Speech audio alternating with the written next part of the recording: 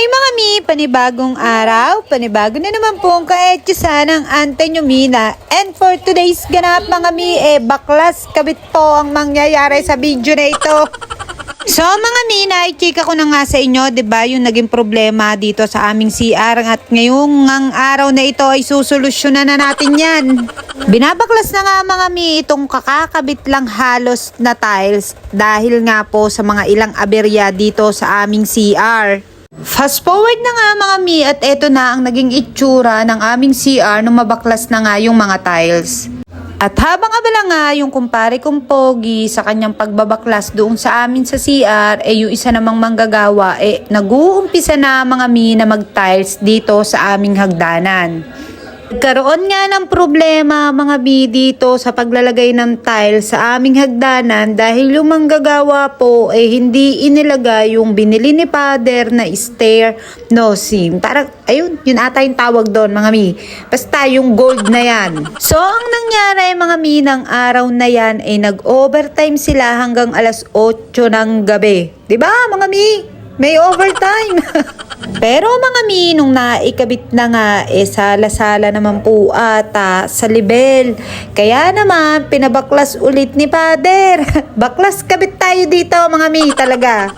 Hindi ko na maintindihan kung ano nga ba ang nangyayari dyan mga mi. Basta ang alam ko, yung aming hagdanan hindi pantay-pantay. Charet!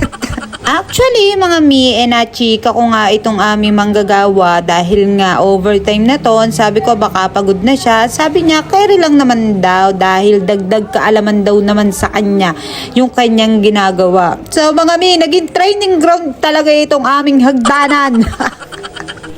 So mga mi, commercial lang at bago may stress ang ate sa kanyang pinagagawa, mag-girl scout nga muna itong si Boss Ellie.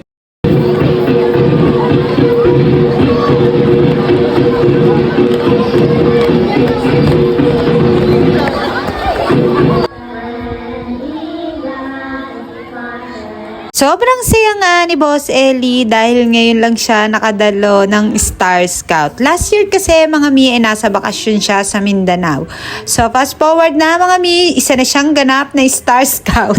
So balik na nga tayo dito sa pinapagawa namin dito sa aming bahay at nang pare-pares na nga tayong ma-stress. Dito na ulit tayo sa aming CR mga mi at binabaklas na nga itong lumang hamba at papalitan na namin ito ng bago. Hapon na nga ito mga mi at malapit nang mag-out ang mga manggagawa pero sinukatan niya na muna daw yung mga tiles para kinabukasan magkakabit na lang daw siya. Anyways mga mi, eto na ang Ante nyo Mina at busy sa pag-e-edit sa aming solicitation sa mga batang teatro ang sinakulista ng Aplaya. Maisingit ko lang talaga mga mi na madami talaga akong ginagawa sa buhay, di ba? Kinabukasan na nga mga mi, eto yung aking kumpare na busy sa ginagawa niya at maghapon niya itong ginawa. Eto lang ang kanyang ginawa sa maghapon. So kahit nalagyan pa nga yan ng mga grout mga mi, nagre-reklamo naman kami kay Father na bakit ganun naman yung gawa sa hagdanan. Medyo tabingi. So ayan, pinabaklas ulit pero yung iba mga mi, hindi na kinaya, hinayaan na lang na ganun. May pagkatabingi. Tapos, balik na ulit tayo dito sa aming CR mga mi at inilalagay na nga itong hamba na aming bagong bili.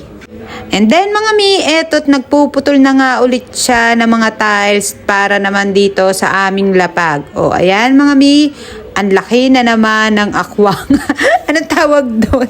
Ang laki na naman ng diferensya. At etong kumpare ko, mga mi, sabi sa inyo, mag-uuwian na, nandito pa din siya sa hagdanan. Aray ko po. Tapos mga mi, eto na nga yung aming solusyon sa aming CR na yung tubig na magmumula sa lababo at yung tubig sa loob ng CR ay pag-iisahin na lang mga mi. Suggest ko yun kay Papa at kung pwede, ilubog yung PVC sa tiles para hindi naman siya kita. At dahil tataas nga mga mi yung flooring sa CR, kailangan ding iangat itong ikinabit na hamba. Pagka tagal-tagal mga ikinabit tong hamba, pero eto tatanggalin na naman, babaklasin na naman mga mi. Fast forward na nga mga mi, eto na nung mabago niya na yung taas nung hamba. Actually mga mi, last na to. Last na baklas kabit na sana to. Tapos mga mi, mag-uuwi na pero napakadaming halo nilang ginawa. Kaya eto at ilalagay na lahat dito sa aming CR. Si Pudra nga mga mi, medyo masakit na ang tuhod nito dahil sa pag-akyat panaog dahil nga iminomonitor nga niya itong kanyang manggagawang kinuha. So kinabukasan na nga to mga mi at hindi na nga sila nagpasukan. Charet. May trangkaso nga daw itong aming manggagawa kaya naman yung kanyang helper hindi na rin pumasok. So ang solusyon mga mi si Papa na po ngayon muna ang maggagawa. Isa pang aberya mga mi, etong tiles namin dito sa sala merong isang bungi. Na kailangan na naman ng ate bumili ng tiles. Tapos mga mi, pakita ko yung ginawang tabas ni Papa dito sa tiles kumpara dun sa tabas na ginawa ng aming manggagawa. O ito mga mi, isusum ko para makita ninyo kung gaano kalaki yung diferensya. Ganto lang naman mga mi. Basta mga mi, ang masasabi ko marami pa silang kakaining bigas. Ano daw? At dahil hindi nga talaga sila nagpasukan, so mga mi, si Pudra na talaga magte-take over nitong aming CR. Diyos ko, salamat naman. Anyways, mga mi, nagpasama nga sa akin si ate para bumili ng tiles dahil nga dun sa nabungi sa aming sala na hindi naman namin maintindihan bakit may bungi.